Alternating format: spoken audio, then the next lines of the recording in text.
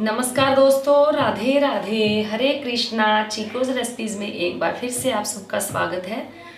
तो आज फ्राइडे तो नहीं है, लेकिन वीडियो मिलेगी फ्राइडे के सवालों के जवाब की। कल वीडियो आपको नहीं दे पाई क्योंकि पता ही है आपको, पंजाब में आई हूँ, हम काफ़ी लोग घर में, या काम बहुत हो जाता है, तो और भी कई कारण हो जाते हैं कि वीडियो नहीं बना पाई। तो सबसे पहले तो काफ़ी लोगों का सवाल ये था कि मैम, स्नान पूर्णिमा थी जगन्नाथ भगवान की, तो आपने वो क्या क्या किया। तो मुझे किसी सब्सक्राइबर ने व्हाट्सएप पे पूरा प्रोसीजर भेजा भी था उन्होंने कि मैम आप ऐसे ऐसे इनको स्नान करवाना, फिर 15 दिन के लिए इन्हें कपड़ा उड़ाकर अलग कमरे में रखना। तो उन्होंने पूरी अच्छे से विधि मुझे बताई थी। तो लेकिन मैं उनसे माफ़ी मांगना चाहूँगी कि मैं ये सब नहीं कर पाई, क्योंकि जब घर में इतने सारे लोग होते हैं तो ये सब करना थोड़ा मुश्किल हो जाता है। और कुछ जैसे आपको पता ही था कि यहाँ घर में जो मेरे देवर हैं वो बीमार हैं, उनको डॉक्टर के लिए जाना पड़ता है। तो ऐसे में थोड़ा ये पॉसिबल नहीं हो पाया, या यूँ कहें कि भगवान श्री जगन्नाथ जी की इच्छा ही नहीं थी कि मुझसे ये सब करवाने की। तो चलो कोई बात नहीं, अभी तो पूरा 15 दिन तक इनका चलेगा, रथ यात्रा वगैरह आएगी। अगर वो मुझसे सेवा लेना चाहेंगे तो सेवा फिर हो जाएगी। तो जिन्होंने मुझे पूरा प्रोसीजर बताया था तो उनको मैं एक बार फिर से माफ़ी मांगना चाहती हूँ कि मैं नहीं कर पाई। हाँ, लेकिन उन्होंने मेरे ज्ञान में बढ़ोतरी जरूर की। जो जो उन्होंने मुझे बताया वो मुझे नहीं पता था, तो उनकी बातें मुझे बहुत अच्छी लगी। आने वाले टाइम में मेरे वो काम आएंगी। जैसे नेक्स्ट ईयर फिर जगन्नाथ यात्रा आती है ठाकुर जी की, तो फिर मेरे काम आएगी। तो उनका बहुत बहुत धन्यवाद। तो सवाल आपके फिर से ज़्यादा हैं, तो पहला सवाल ले लेते हैं।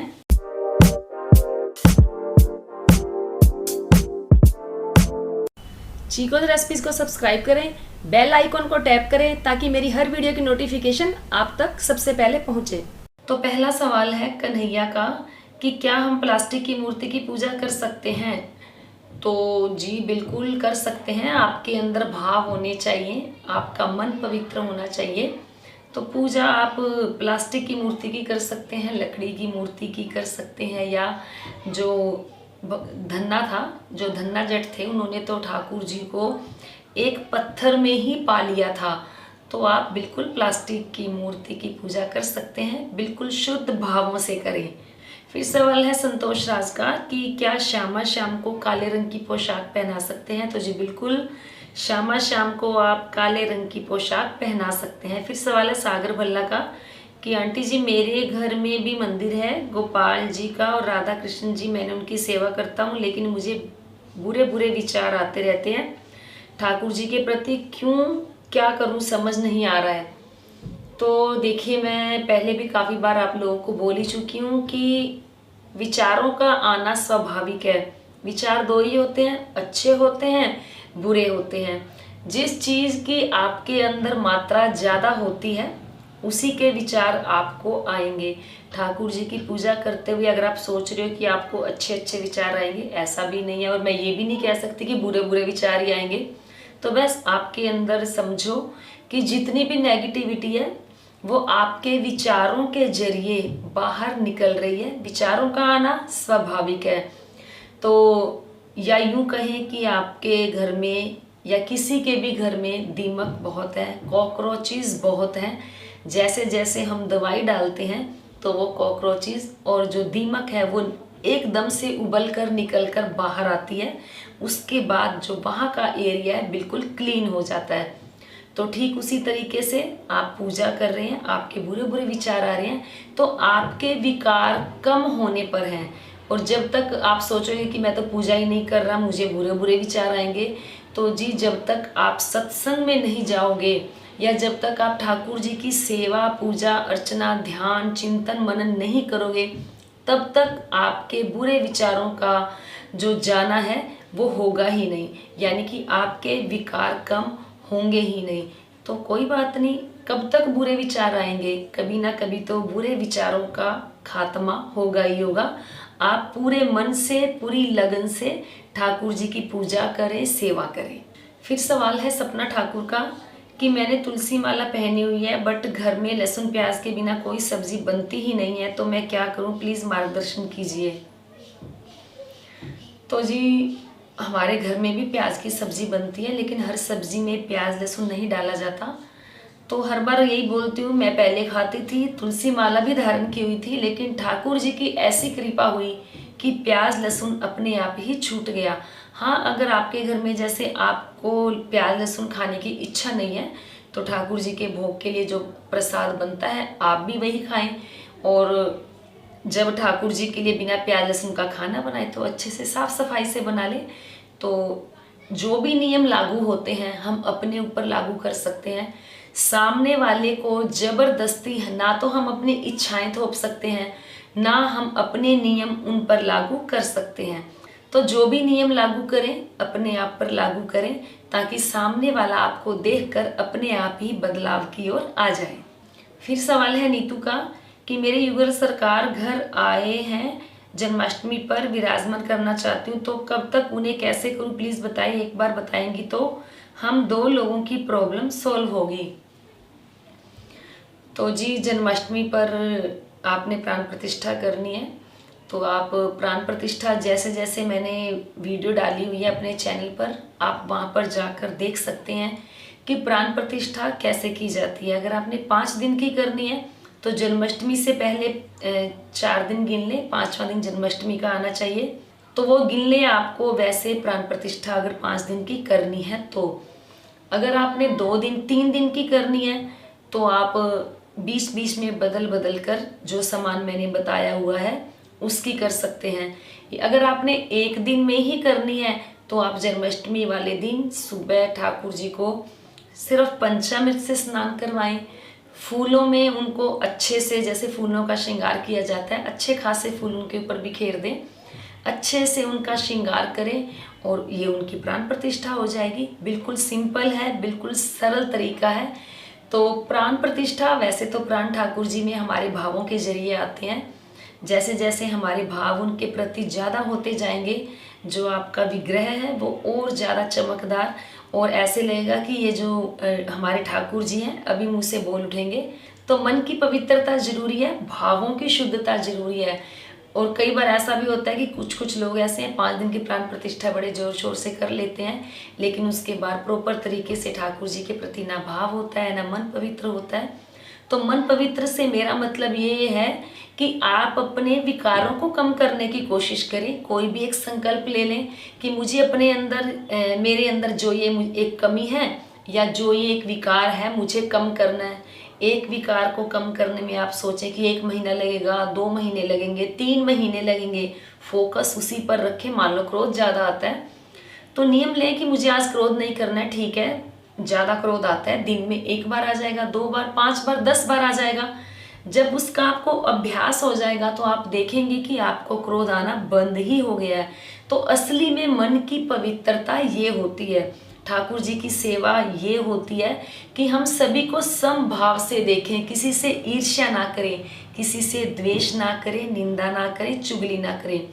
तो ये ठाकुर जी की बहुत अच्छी प्राण प्रतिष्ठा हो जाती है। फिर सवाल है दिनेश का। तो ये सवाल काफ़ी लोगों के ये होते हैं कि मैम शुक्ल पक्ष की एकादशी करनी चाहिए या कृष्ण पक्ष की एकादशी करनी चाहिए। तो अभी मैं आपको इस पर वीडियो आपको मिलेगी कि शुक्ल पक्ष क्या होता है और कृष्ण पक्ष क्या होता है, हमारे शास्त्रों के अनुसार इनका क्या महत्व है, हमारे जो देसी महीने हैं वो कौन कौन से होते हैं। तो अभी तो सिर्फ बात करते हैं कि कौन सी एकादशी करनी चाहिए। शास्त्रों के अनुसार कहते हैं कि शुक्ल पक्ष की एकादशी करनी चाहिए, लेकिन मेरे नज़रिए से मैं हर बार बोलती हूँ कि आज आपका पूजा पाठ में बहुत मन है, बहुत अच्छा लग रहा है कि मुझे कल ही ये व्रत करना, आपके अंदर इतनी पॉजिटिव एनर्जी इकट्ठी हो चुकी है, तो लेकिन आपको तो ये है कि शुक्ल पक्ष से शुरू करना है। हो सकता है जब शुक्ल पक्ष में एकादशी है आपका इतना मन हो ही ना। तो अपने जीवन में जो भी बदलाव आना होता है अच्छे के लिए, वो दिन हमेशा अच्छा होता है। भगवान के लिए तो वैसे भी हर दिन अच्छा है, हर दिन शुभ है, और अच्छे कामों में कभी भी देर नहीं करनी चाहिए। फिर सवाल है अंश का कि मैम इस्कॉन में कहते हैं कि Krishna ji supreme personality of God है, बाकी सब भगवान की पूजा निषेध नहीं है, पर उनकी पूजा इनडायरेक्टली कृष्णा तक ही पहुंचेगी, कृष्णा तक ही पहुंचती है।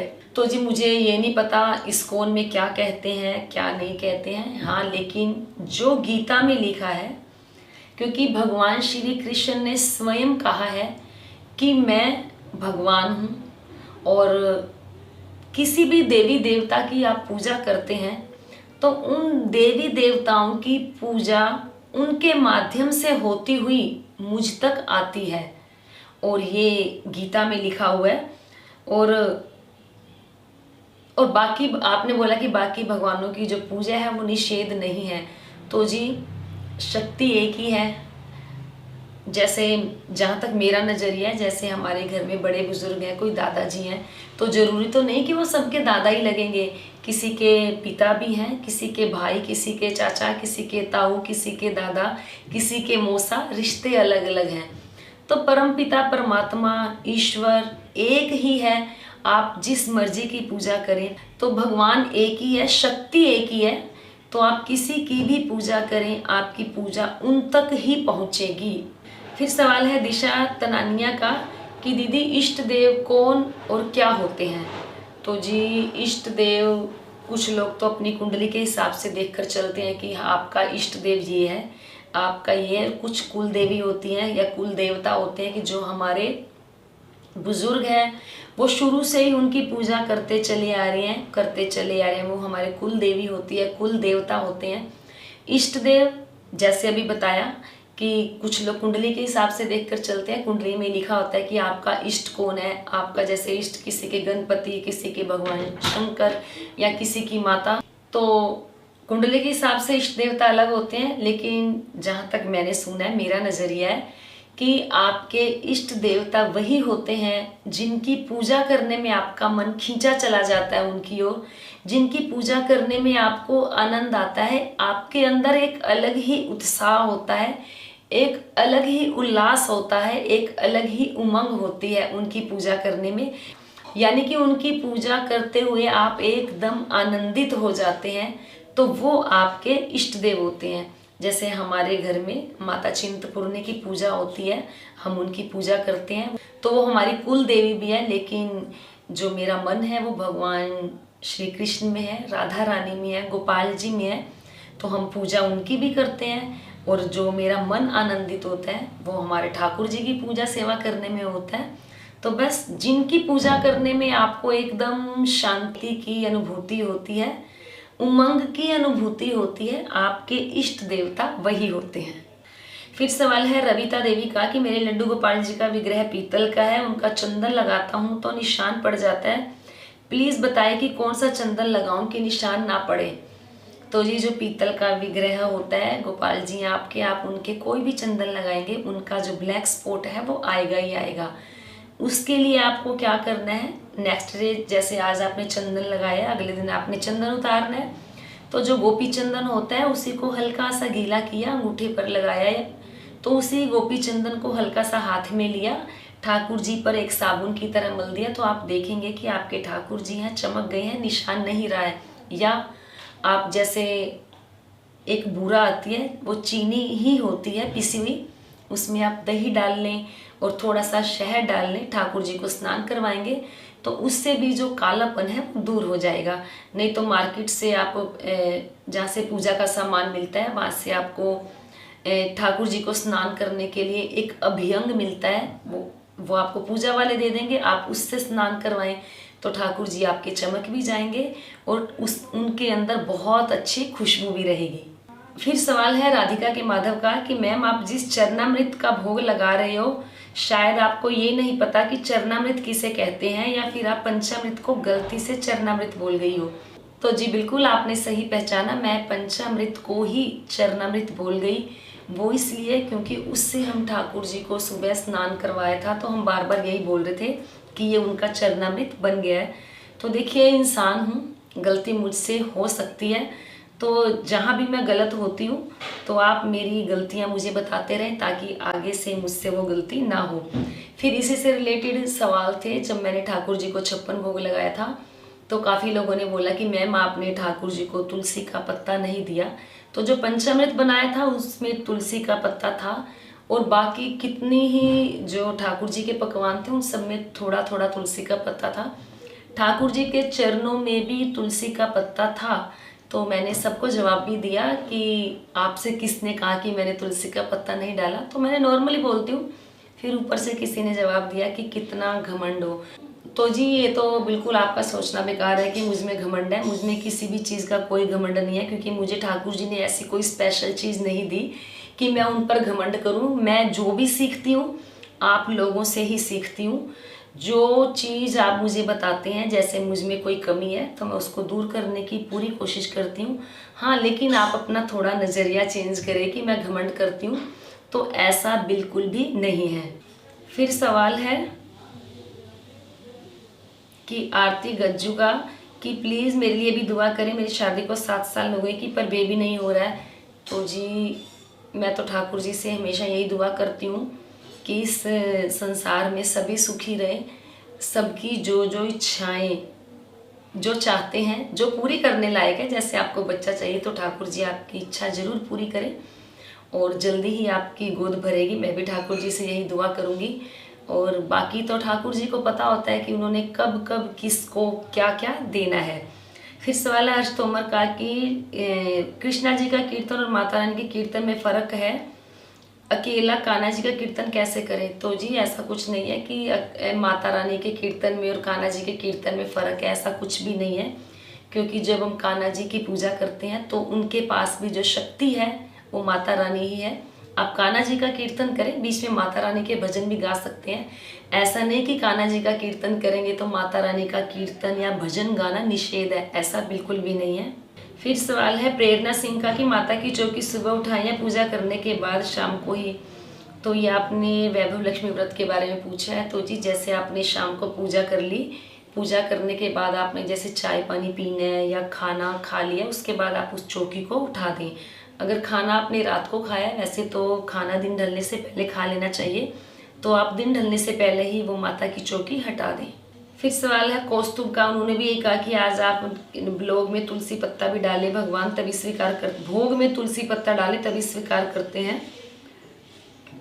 तो जी मैं जब भी ठाकुर जी को भोग लगाती हूँ उसके अंदर मैं तुलसी पत्ता जरूर डालती हूँ, नहीं तो जो ठाकुर जी के पास पानी रखा होता है उसमें तुलसी पत्ता हमेशा होता है। फिर सवाल है कुमार विजय का कि जो खाना अलग से लड्डू गोपाल जी के लिए बनाते हैं वह सिर्फ लड्डू गोपाल जी ही खाएंगे क्या, उसमें से घर के लोग नहीं खा सकते।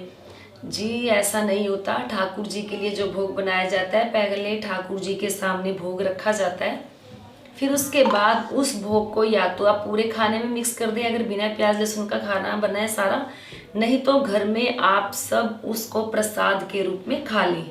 तो ये थे आप सभी के सवालों के जवाब। पार्ट 2 भी आपको मिलेगा ही मिलेगा। हाँ, थोड़ी देर से देर हो सकती है, हो सकता है कल शाम तक आपको वीडियो मिले, लेकिन पार्ट 2 आपको मिलेगा ही मिलेगा।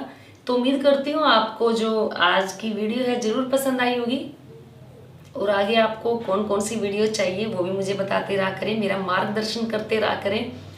तो आज की वीडियो पसंद आए तो लाइक करें, शेयर करें, चैनल को सब्सक्राइब करना बिल्कुल ना भूलें, और इंस्टाग्राम पर भी चीको रेसिपीज़ को फॉलो करें। वहाँ पर भी मैं ठाकुर जी की रील डालती हूँ अच्छे भजनों की, तो उसे भी फॉलो कर लें। तो आज के लिए इतना ही, फिर मिलते हैं। धन्यवाद। हरे कृष्णा।